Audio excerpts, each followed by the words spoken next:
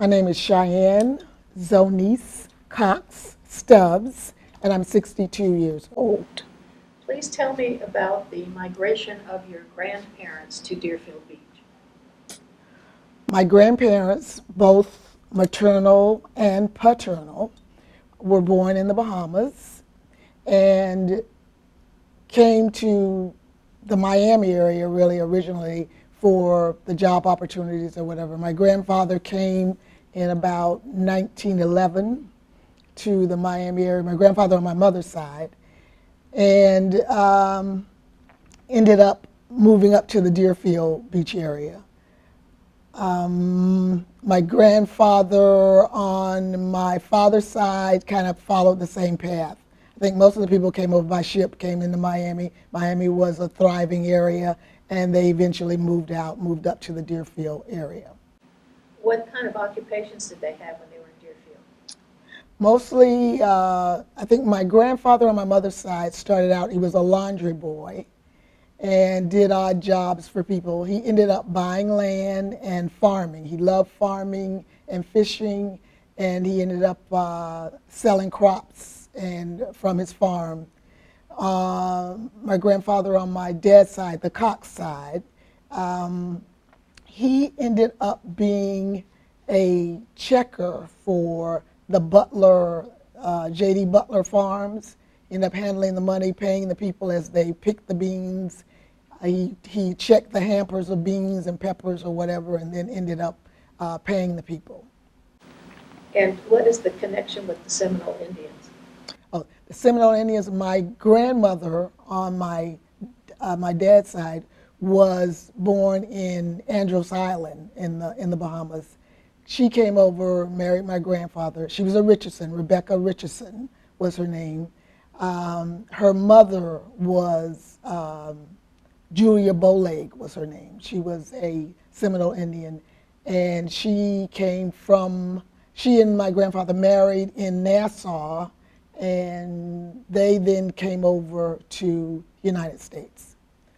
And then my father, who was the 14th out of their 15 kids, was born on the Seminole Indian Reservation in the Margate area, from what I understand. And were they living in Deerfield at the time? Yes. They lived over on Southeast 2nd Avenue. And was he delivered by a midwife? Probably, I'm sure. If I ask a question like that, if you would do me a favor and just repeat, my father was delivered by a midwife, because what we're trying to do is get a full sentence rather than just a yes or a no or Okay. okay. Because when we edit this, we want a whole sentence from you. Got it. Okay. So was your father born with a midwife? I am sure my father was born with a midwife because he was born, I think it was the Indian Reservation, and I'm sure they had to do their own deliveries at that time. And when were you born? I was born in 1953. Tell us about what Deerfield was like when you were born. When I was born in 1953, we lived over on Southeast 2nd Avenue, down a couple lots south of my grandfather, because he owned several lots on Southeast 2nd Avenue. We were down from the post office and all that. We lived in a wooden house, and my grandfather had another house with tenants in between us. We lived across the street from the Howards, from Mr. Douglas Howard, who had a huge mango grove that was right in front of our house, and his house was just a little east of that. North of that on the property. He was directly in front of my grandfather's house, and then our house was like 2 or 3 lots over. A huge mango grove that we were allowed to just go over and get mangoes. I think he sold them a lot of times, but we were allowed to just run across the street and get all kinds of the Hayde mangoes, the peach mangoes, several different varieties. But life was great. I was a child. I didn't understand taxes, bills, or all that kind of stuff. So it was just we kind of woke up, went to school, and ate and did our chores. Okay, of course, we didn't have air conditioning and whatever. Wooden house.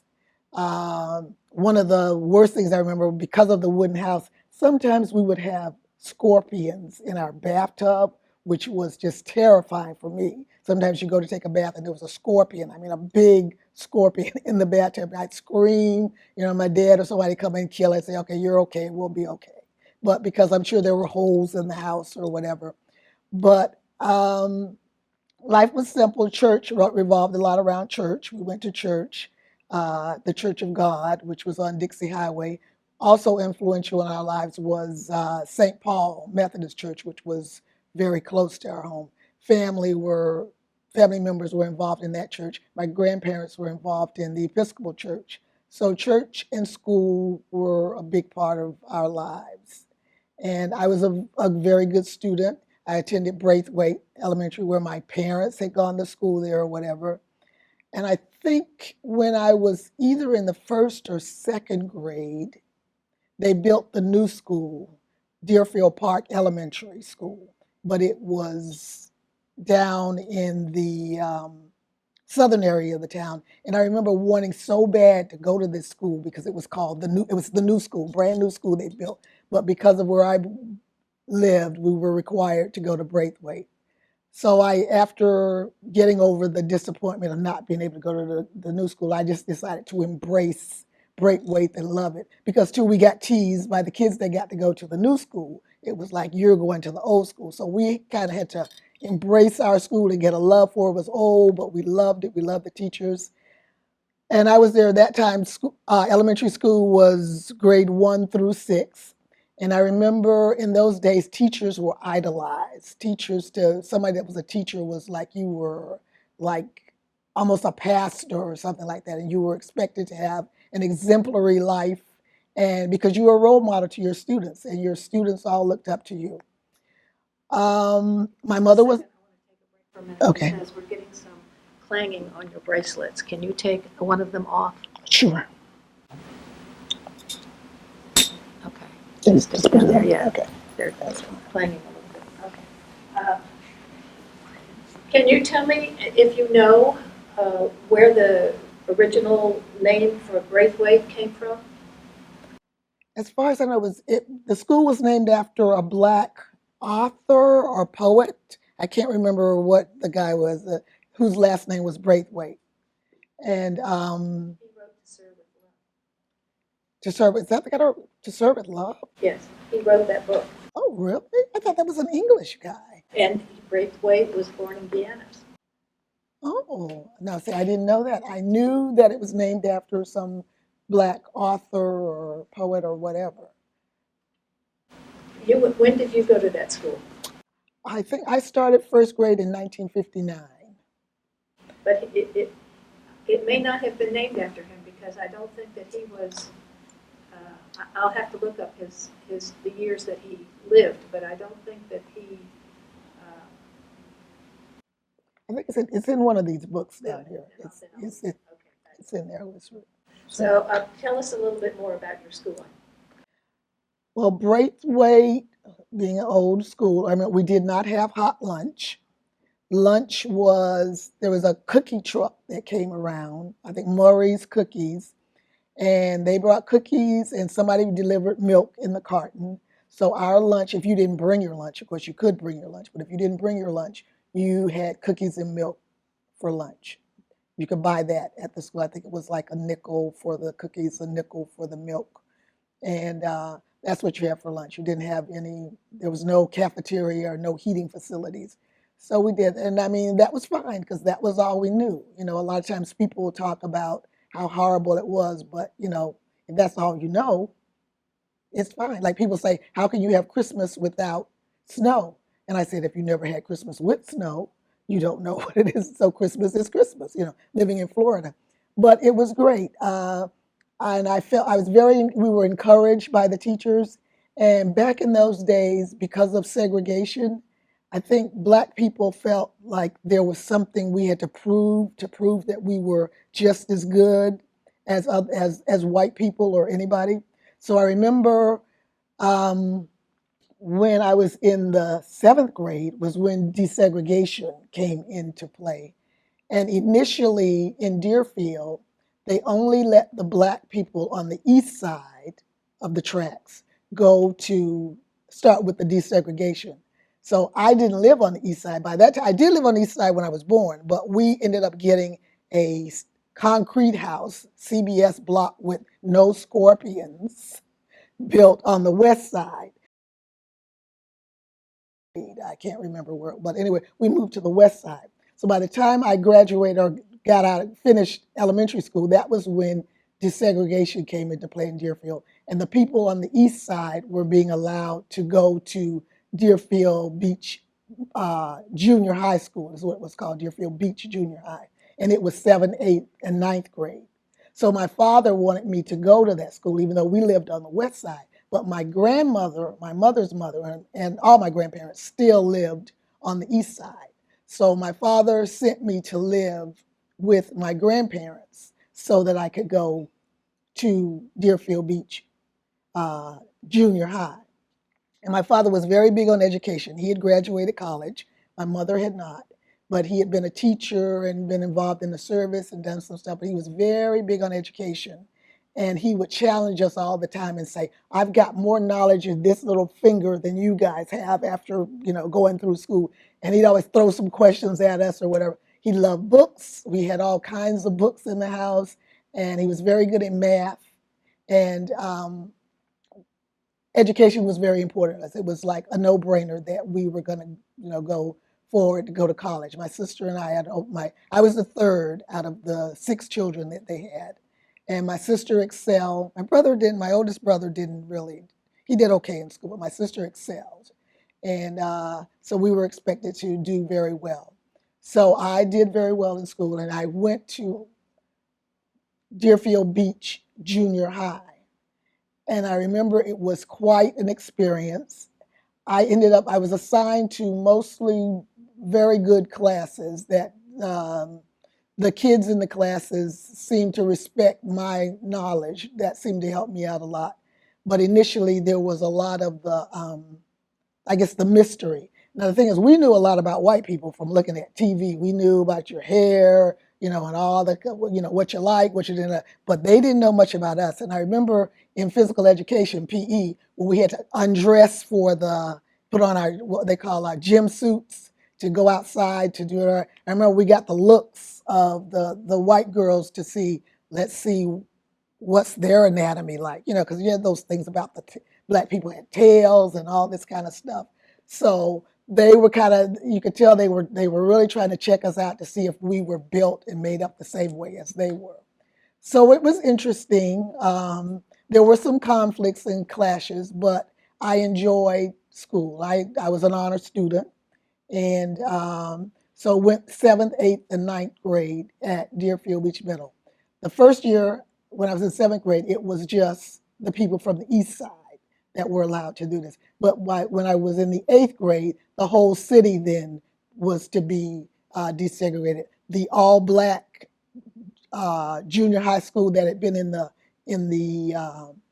where Ovita McKeithen Park is now, they had a school of all portables and trailers. That was the black not middle school, but junior high school. That was disbanded, and everybody was made to come over to Deerfield Beach Junior High. What did you do for entertainment when you were younger? For entertainment, we played in the yard a lot with the mango trees, climbed trees, ate the mangoes and all the coca plums, guavas. We had a myriad of tropical fruits that we ate. Played house, you get a cardboard box and play house, refrigerator box or whatever. Played house, and I had lots of cousins, as you can imagine, with my father being the 14th out of 15 kids, and my mother being the 2nd out of 11. All their brothers and sisters had kids, so we had lots of cousins who would come. Either we come to their house or we go to they come to our house and we go to their house, and we played in the yard. Played our games, the little ring around the rosies, all that kind of stuff. We need to take a break because the bell's going to ring in just a minute. Okay. And we have to wait because of the sound. Gotcha. So we'll just take a break. Ooh. Good job. Fall asleep on. I'm not. Sally?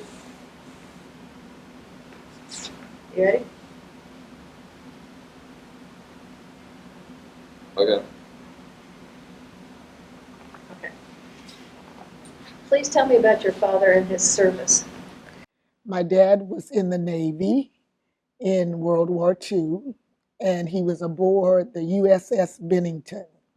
Used to tell a story, I think stories about it. I think he was a gunner or something to do with the guns and whatever, but he would tell us stories about that. His brother was also in the Navy, his younger brother. My dad was Benjamin, and Salvanus was the youngest brother. And they were on different ships. They ended up meeting overseas somewhere, and they did have a picture they showed us where their ships came into the same port, and they realized somebody told them something, and they realized they were in the same port, got together and went out, I guess, for the evening and took a picture. So we were very well aware of what he had done during that time. Do they still have that picture? I've seen it recently, yes. I Yes. would love to get a copy of that. Yes, okay. Don't know where they were, but I've got the picture. Just the fact that we would have a picture of them together would be really helpful. So, your father, what was his occupation when he lived in Deerfield? My father had gone to school on the GI Bill. He'd gone to a school called Florida Normal College, which is now the school that's in Miami, Florida Memorial. It became Florida Memorial later, but I think it was in Jacksonville originally, and it was called Florida Normal School, which was a weird name for a school. But he came out, and originally he taught a little bit, and I remember him teaching night school.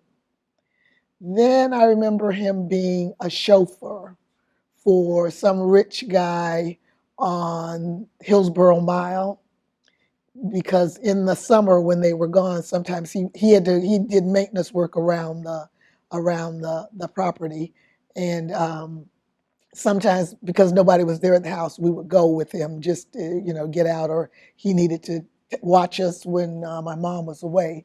And I remember when they came out with the Tab soda, we got to see that before it was put on the market, because he said, "Oh, this is the newest thing." So I don't know if this guy worked for Coca-Cola or what, but he was a chauffeur. And then later when IBM came to the Boca area, he went down and tested and did well on the test and ended up working for IBM in some systems design area in a more of a clerical position. But with that too, our life changed. With the IBM, all of a sudden, we were getting our teeth cleaned. We were on this regular schedule because of the benefits of IBM, which were benefits he didn't have before. We were doing, I was in high school, maybe junior high, high school, into junior high, in the high school when he got the job there. So he ended up retiring from IBM. But that was a wonderful experience. Those benefits were fantastic. We had never had those kind of benefits in our lives before. To go to the doctor, to go to the dentist, and all that kind of stuff. When you were children, was there a family doctor, or was there a colored doctor or a black doctor that was in your neighborhood that saw the people? No. Dr. Robb, Mayor Gene Robb's husband, was the doctor of the city that we went to if you were really, really sick. Mostly people had their home remedies, and we used to drink from a bush called Cerasee.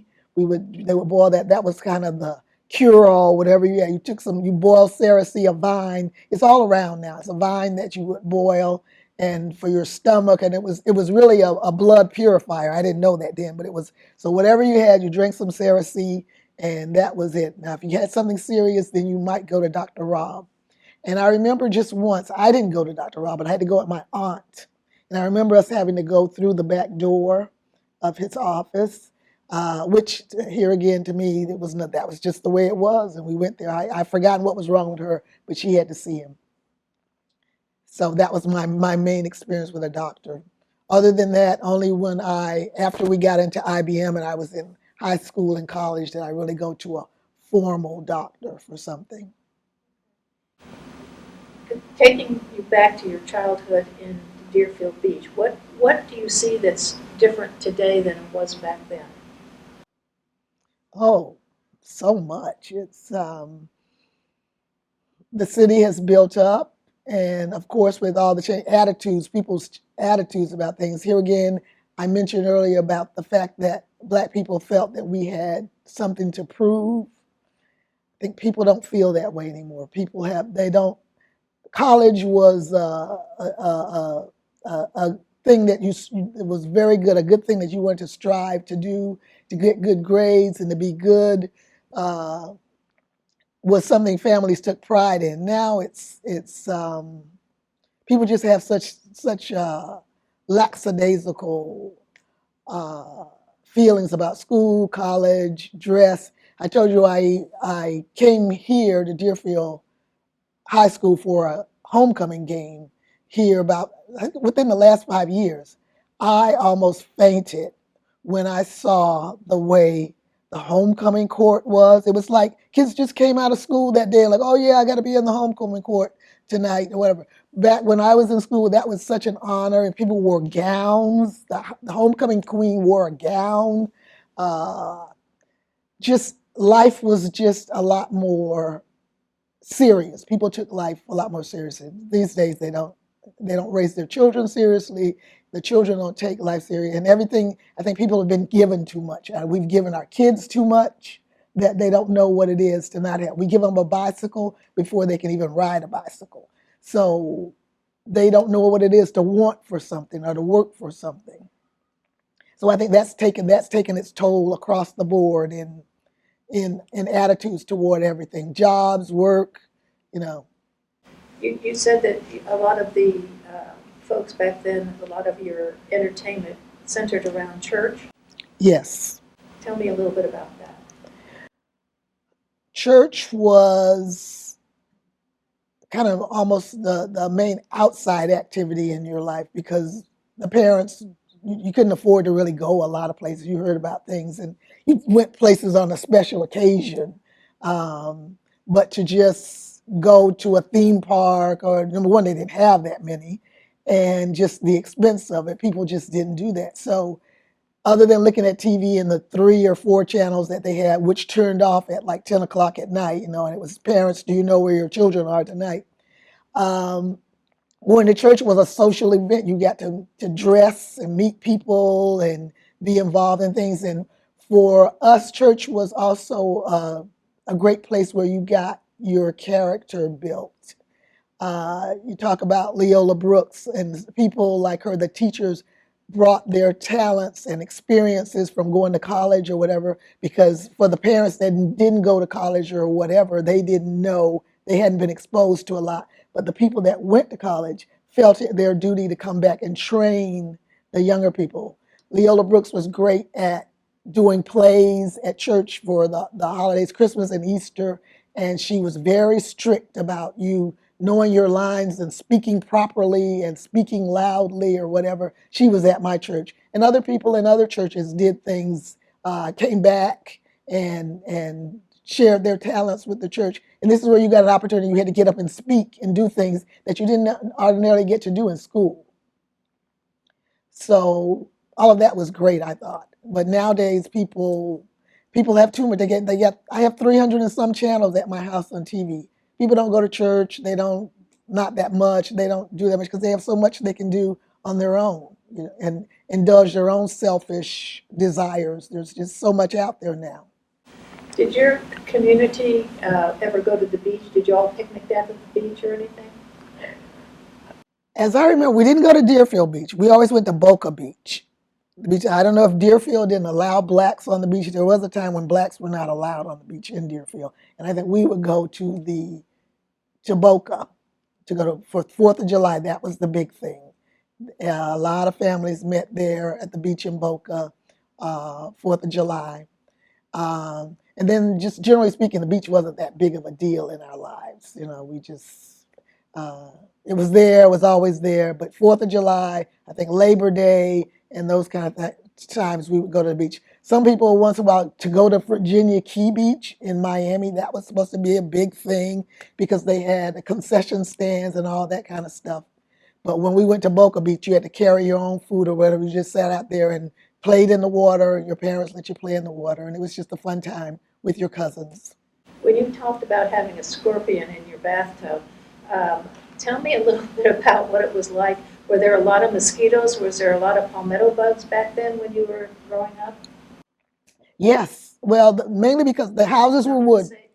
Oh, say there were a lot of. yes, there were a lot of mosquitoes, bugs, and all that kind of stuff around because the houses were wooden and they weren't that well put together. There were a lot of holes in the houses, so critters could get in, and we experienced that. But I mean, they were some of the houses were better put together than others that you didn't have that many, but we saw a lot of bugs in our houses.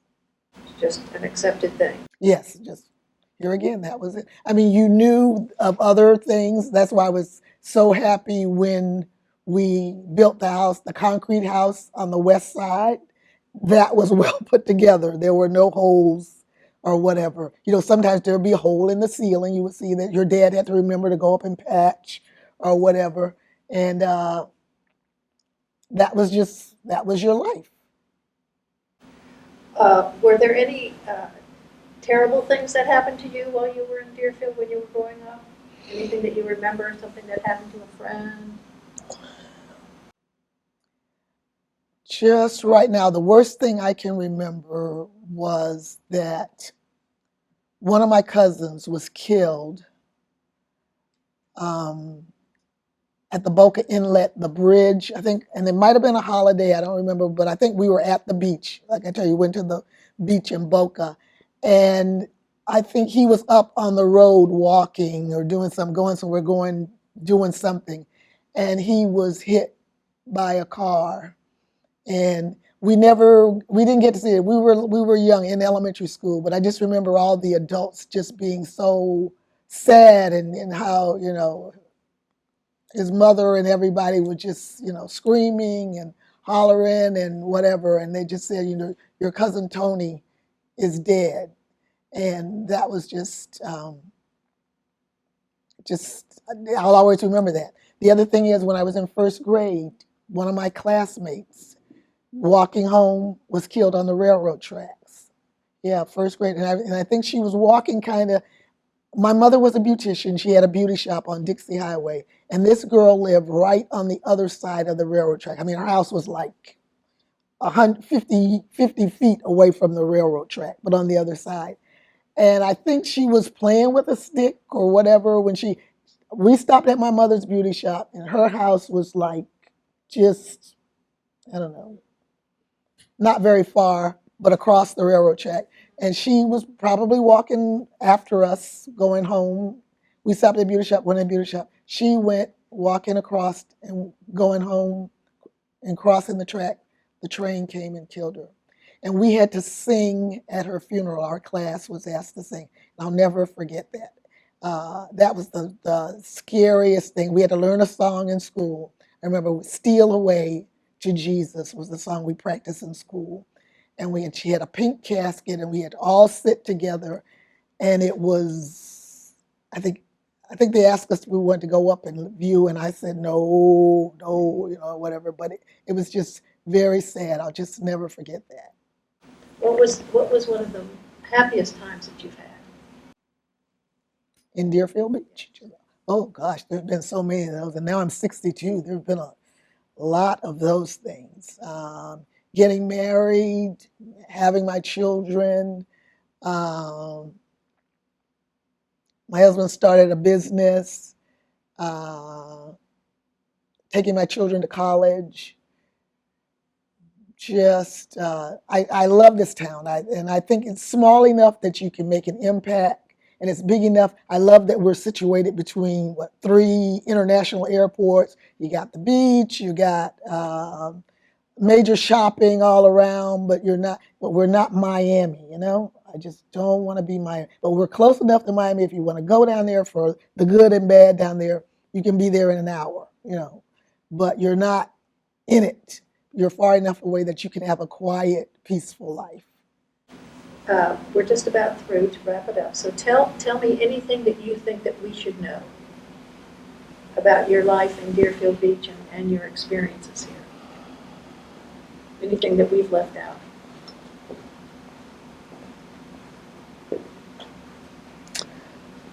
Only that I love the city. I plan to stay here for the rest of my life, be buried here, and hope to make a difference to help it be all that it can be. Because I think there is just so much potential here, so much potential with the young people, but they just need some strong guidance to help them realize. And I want to see a lot of people leave and go to the Atlantas and all that other stuff to where they think life is more exciting. And I just think they just need to realize how great it is. Come back here, bring your talents and abilities, and let's just make this a great city and a great place to live. You're welcome. Thank you. That was wonderful.